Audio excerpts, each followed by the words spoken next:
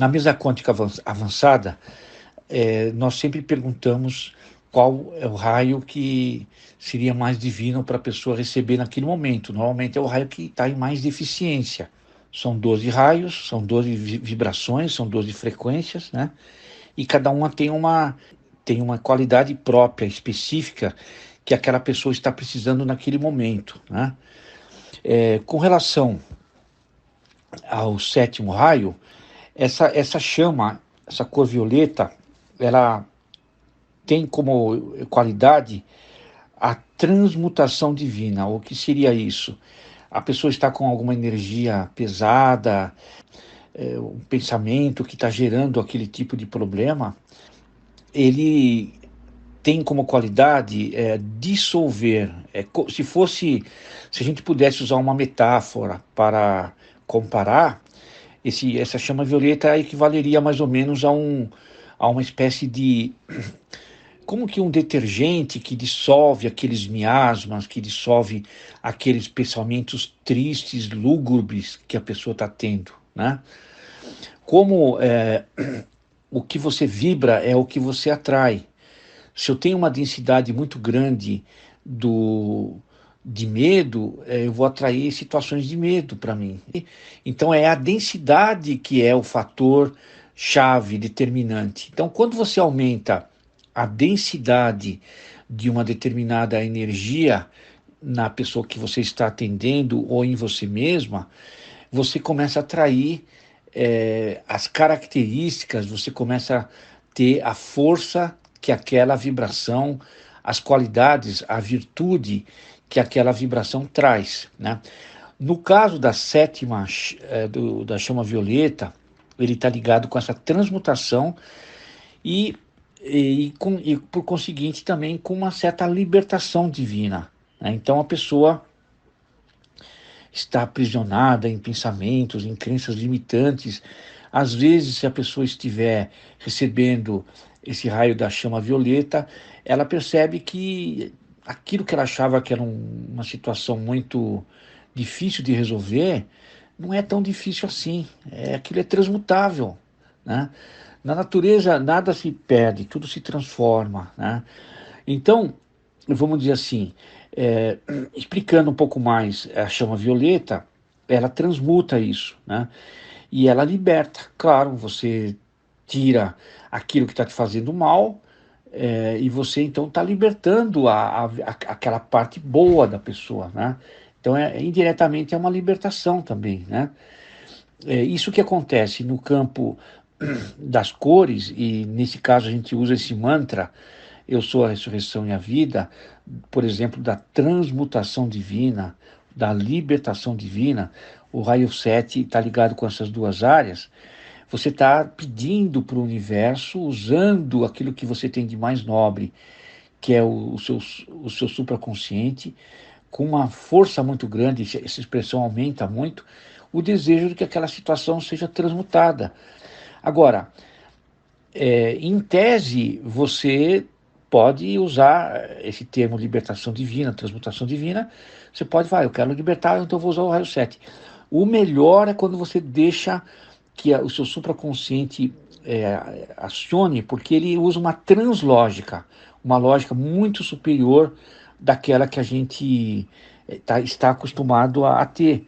Então ele de repente faz com que haja uma ativação muito maior do raio 7, se você tiver antes com a base do amor divino, que é o raio rosa, o raio 3. Às vezes a transmutação é muito mais eficiente quando você recebe antes, por exemplo, o raio da sabedoria, que é o raio 2, né? Ou então há algo ligado à sua missão divina, raio 11, que é a chama pêssego, né? Então cada uma tem uma qualidade.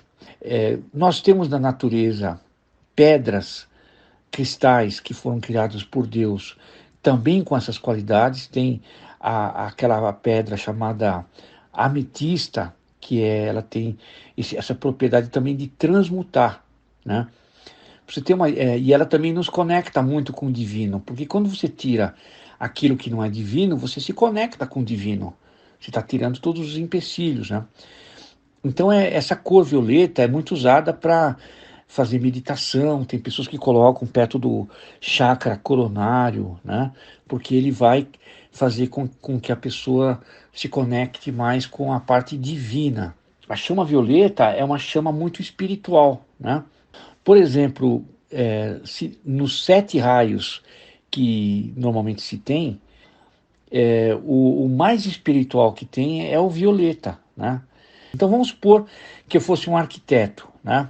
Eu sou um arquiteto e uma pessoa falou para mim, olha, eu quero construir uma casa, mas essa casa eu quero fazer uma capela dentro dela. E vamos supor que a casa fosse em formato quadrado, tipo pirâmide, assim, né? A pirâmide, como você sabe, tem uma parte da pirâmide voltada para o norte, a outra para o sul, a outra para onde o sol nasce e a outra para onde o sol se põe.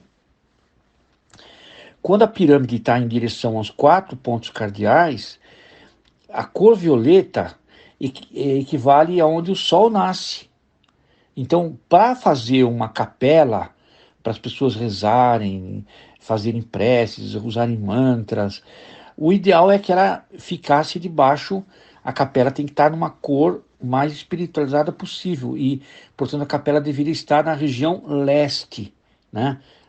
E a parte que seria, vamos supor, a expedição, a entrega dos produtos, que é a parte mais material, ela deveria estar onde? Ela deveria estar na parte oeste, que corresponde à cor vermelha, porque a cor vermelha é a cor da ação. Se você pinta uma sala de vermelho, você fica com vontade de agir, estou muito parado, não sei o quê. Enquanto você está numa cor violeta, você fica com uma vontade de se conectar mais com o divino, né? Muitos vitrais nas igrejas, eles usam muito a cor violeta por causa disso, né? Então a cor violeta, ela transmuta, é a mais espiritualizada possível. Eu estive na Alemanha uma vez, com a mesa eu me desbloqueei, eu acabei indo para a Alemanha, e eu fui numa cidade chamada Mainz, Mainz. Viveu uma moça nessa cidade que ela seria uma grande radiestesista, né? Ela era uma pessoa assim, tinha muito sensibilidade para as energias, para as radiações, né? E ela chamava Idelgarda von Bingen, o nome dela. Em francês é Idelgarde von Bingen, Bingen. E então ela contou assim que ela tinha dons místicos, ela via para que serviam os cristais, para que serviam as plantas, né? Só que o livro é difícil encontrar um livro traduzido aqui no Brasil. Tudo está em alemão, em inglês, até em espanhol você encontra, mas em português é muito difícil. Mas se você colocar na internet Santa Idelgarde com H von Bingen, ela tem várias revelações que ela escreveu. Então ela dizia sobre o raio 7 uma vez. Ela falou assim: se uma pessoa está com muitos vícios, né, se você pegar um cristal que tem o raio 7, que é o raio da chama violeta, e você colocar esse cristal chamado ametista na água, deixa durante um certo tempo, vamos supor, de um dia para o outro, pelo menos umas 2 horas, e depois você dá para uma pessoa beber a água, claro, sem o cristal, né? A pessoa nem sabe que o cristal ficou lá dentro. Há uma propriedade do cristal, que é a chama violeta, que passa para a água, e se você der para uma pessoa que tem tendência para vícios, por exemplo, bebida, cigarro, né? Ela fica com vontade cada vez menos de alimentar aquele vício. Por quê? Porque o vício é igual uma gangorra. Quanto mais você sobe o espiritual da pessoa, a parte material cai. O vício diminui. Quanto mais você sobe, você diminui a parte espiritual, o vício sobe. Então, quanto mais você se conecta com Deus, você não quer saber de vícios, né? E ela contou que essa pedra, que é a cor violeta, que é a ametista, nos cristais ela emite a energia do raio 7, ela tem essa propriedade de transmutar as coisas materiais em espirituais, né? Então é muito interessante isso.